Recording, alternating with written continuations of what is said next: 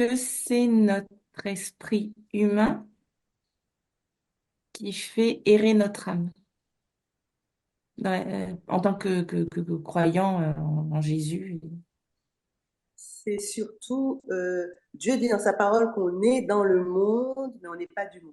Et en fait, l'esprit humain, c'est l'esprit de l'homme. C'est-à-dire, quand dans le commencement de Genèse, Dieu souffle un souffle de vie dans Adam. Et comme il a péché, automatiquement, tous les autres êtres humains pêchent. On a un âme pécheur.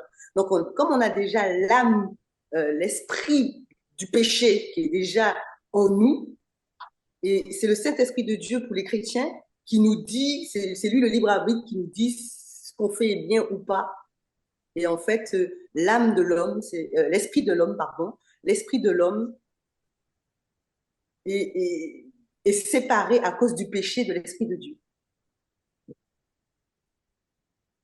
ne sais pas si j'ai répondu Et à cette question. c'est ça qui va faire alors justement cet esprit qu'on a du péché de l'homme.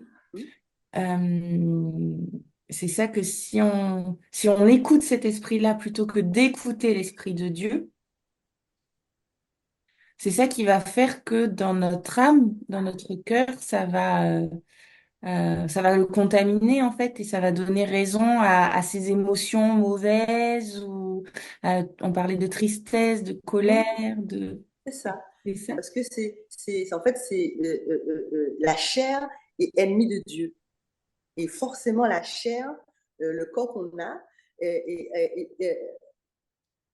va te combattre pour pouvoir te maintenir dans ce péché charnel. C'est pour ça qu'on dit péché charnel, tu vois, parce que ça te maintient dans un état, comme une dépression, comme une gourmandise. En fait, ça te maintient dans ça. Ou même la cigarette. C'est quand un jour tu prends la décision de dire, chrétien ou pas, dire non, moi je veux arrêter de fumer, tu sens d'abord un dégoût. Parce que tu sens que la chair sent que non, je vais essayer de le maintenir, mais tu vois, c'est comme ça. Il y a la parole de Dieu aujourd'hui. J'ai reçu la parole de Dieu aujourd'hui qui disait que Dieu, il y a la tentation qui se présente, mais Dieu nous donne la force nécessaire pour résister à la tentation, mais pas au-delà de nos forces. C'est-à-dire que Dieu sait que là, tu veux t'en sortir et il ne va pas faire de sorte que tu sois, si tu es quelqu'un qui fume, entouré de que des personnes qui fument, tu vois. Il va essayer d'éloigner les personnes pour pouvoir t'aider dans ta convalescence de vouloir te séparer de la cigarette, par exemple. Alors Dieu ne fait pas de sorte qu'on soit toujours condamné, mais l'esprit de l'homme veut toujours le pouvoir, veut toujours conquérir, tu vois, dominer sur l'autre. Et c'est ça l'esprit de l'homme. Et on a perdu ce contact avec Dieu à cause du péché d'Adam et Ève.